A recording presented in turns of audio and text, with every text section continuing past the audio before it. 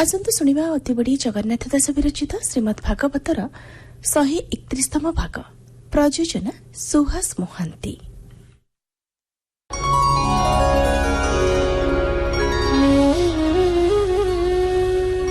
नारायणं नमस्कृत्य नरं चैव नरोत्तमं देवीं सरस्वतीं व्यासं ततो जयमुदीरयेत्।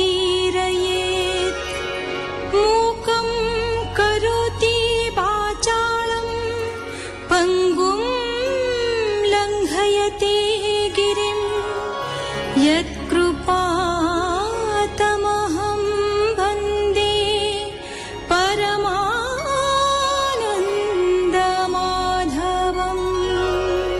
भगवान ऋषभदेव ज्येष्ठ पुत्र राज्य अभिषिक्त करी निज निवृत्ति परायण मुनि मानू भक्ति ज्ञान और वैराग्य रूप परमहंसोचित धर्म शिक्षा देवा निमंते गृह त्याग करिसंति।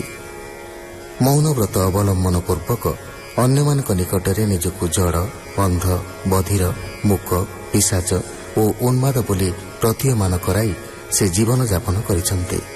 निरंतर भगवत भजन फलरू से नानाविध जोग ऐश्वर्यर अधिकारी थिले हे से एही विभूति प्रति अत्यंत उदासीन रहिछन्ति।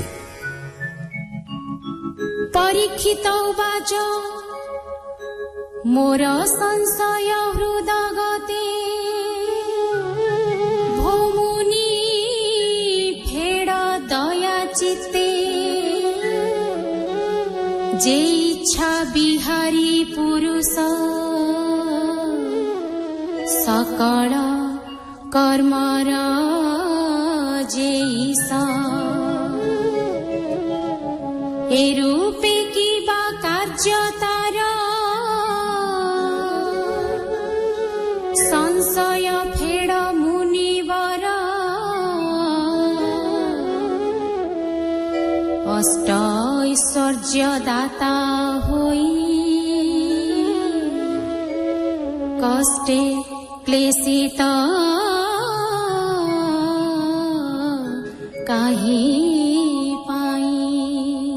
सुक उवाच जे प्रश्न कल हे राजन कहई सुन सावधान। ऐश्वर्य पद आदि जेते नित्य कदर्थन्ति समस्ते। ए मन चंचल स्वभाव केबे विश्वास न जीव। जार मूल काम लोभ शोक मोह जे क्रोध गर्व।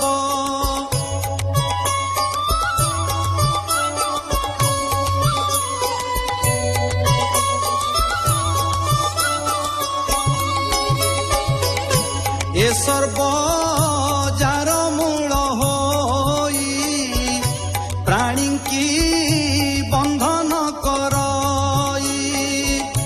के साधु करी मणे मूढ़ पामर जन बीने।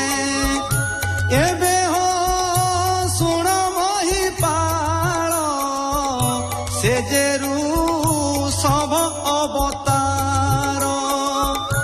अखिल लोकपाल बर बंदंती चरण जहार।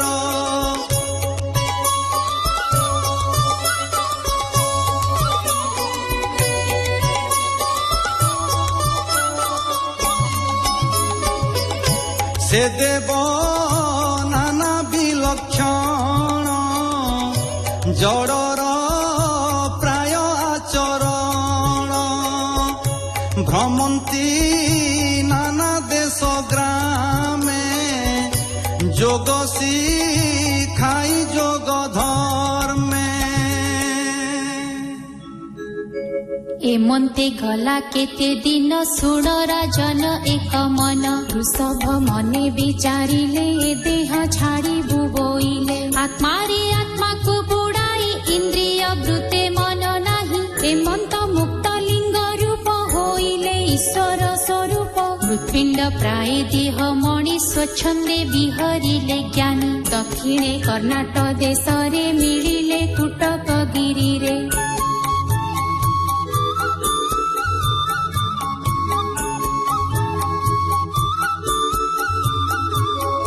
ତହିଁର ଉପବନେ ସେହି ବୁଲନ୍ତି ମୁକ୍ତ ବେଶ ହୋଇ ଏମନ୍ତେ ପବନ ବେଗରେ ଅଗ୍ନି ଜଳିଲା ଅତି ଖରେ ବନସ୍ଥ ବୃକ୍ଷ ଜୀବମାନ ଶୀଘ୍ର ସେ କରଇ ଦହନ ସେ ଜଡ଼ ରୂପ ଯୋଗେଶ୍ୱର ପଶିଲେ ଅଗ୍ନିର ଭିତର ଅନଳ ତେଜ ଅତି ଖର ଦହିଲା ତାହାଙ୍କ ଶରୀର ପାଷାଣ୍ଡ କଣ ଯହୁଁ ହୋଇ କୁପଥ ମାନଙ୍କୁ ସେ ଲଇ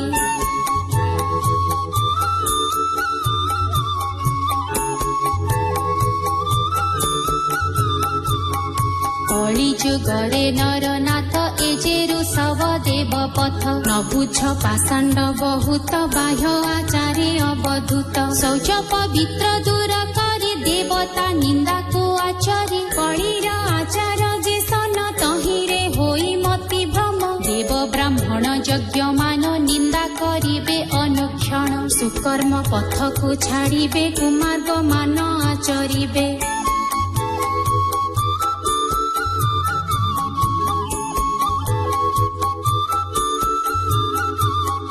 ଶୁଣ କହିବା ନୃପବର ଏ ଯେ ଋଷଭ ଅବତାର ରଜଗୁଣରେ ଜାତ ଯେତେ ତାହାଙ୍କ କୈବଲ୍ୟ ଅର୍ଥେ ତାହାଙ୍କ ଗୁଣ ଏ ସଂସାରେ ଗାୟନ କରୁଛନ୍ତି ନରେ ଶପଥ ସିନ୍ଧୁ ମଧ୍ୟ ଥାଇ ଦୀପ ବରସ ଯେତେ ହୋଇ ଭାରତ ବର୍ଷ ତହିଁ ଧନ୍ୟ ଯହିଁରେ ଜନ୍ମି ପ୍ରାଣୀମାନ ଅଖିଳ ଜନର ଠାକୁର ତାହାଙ୍କ ଜନ୍ମ ଅବତାର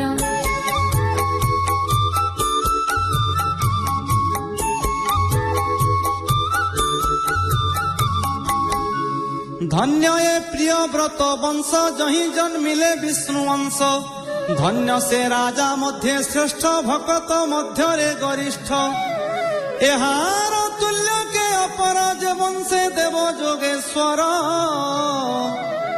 ବେଦ ବ୍ରାହ୍ମଣ ଗୋରୁ ଆଦି ଦେବତା ନର ଯେ ପ୍ରସିଦ୍ଧି ଶୁଣ କହିବା ନୃପବର ଯେ ଯଦୁ ବଂଶର ଠାକୁର ତାହାର ଭୃତ୍ୟ ତୁ ରାଜନ ସେ ଯେ ଅନାଦି ଭଗବାନ ନାନାଦି ଅବତାର ବହି ସଂସାରୁ ପ୍ରାଣୀଙ୍କି ତାରଇ ଭକ୍ତିରେ ତାଙ୍କୁ ଯେ ଭଜଇ ସେ ପ୍ରଭୁ ତାରେ ମୋକ୍ଷ ଦେଇ ଯେ ନିତ୍ୟ ଆନନ୍ଦ ଶରୀର ତାହାର ତୃଷ୍ଣା ଆଦି ଦୂର ପରମ କଲ୍ୟାଣ କାରଣ ଲୋକରେ ଦୟା ପରାୟଣ ସେ ଯେ ଋଷଭ ଯୋଗେଶ୍ୱର ତାହାଙ୍କୁ ମୋର ନମସ୍କାର କହଇ ଦାସ ଜଗନ୍ନାଥ ଭାଷା ପ୍ରବନ୍ଧେ ଭାଗବତ ସେ ପ୍ରଭୁ ଋଷଭ ଚରଣେ ମୋ ମନ ରହୁ ଅନୁକ୍ଷଣେ ଇତି ଶ୍ରୀମଦ୍ ଭାଗବତେ ମହାପୁରାଣେ ପାରମହଂସ୍ୟାଂ ସଂହିତାୟାଂ ପଞ୍ଚମ ସ୍କନ୍ଧେ ଋଷଭ ଦେବାନୁଚରିତେ ନାମ ଷଷ୍ଠୋ ଅଧ୍ୟାୟ।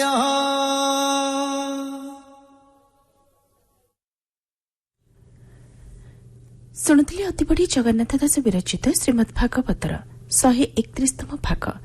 ଏହି ଭାଗରେ କଣ୍ଠଦାନ କରିଥିଲେ ଦୁଃଖୀସାମ ତ୍ରିପାଠୀ, ମହାପ୍ରସାଦ କର, ମହାପାତ୍ର ମିନତୀ ଭଞ୍ଜ ଏବଂ ଶୈଳଭାମା ମହାପାତ୍ର। ବେଦର ସମ୍ପାଦନା ଡକ୍ଟର ଦାଶରଥୀ ଦାସ, ସଙ୍ଗୀତ ପରିଚାଳନା ପ୍ରଫୁଲ୍ଲ କର, ବର୍ଣ୍ଣନା ବସନ୍ତ ମହାନ୍ତି ଏବଂ ପ୍ରଯୋଜନା ସୁହାସ ମହାନ୍ତି।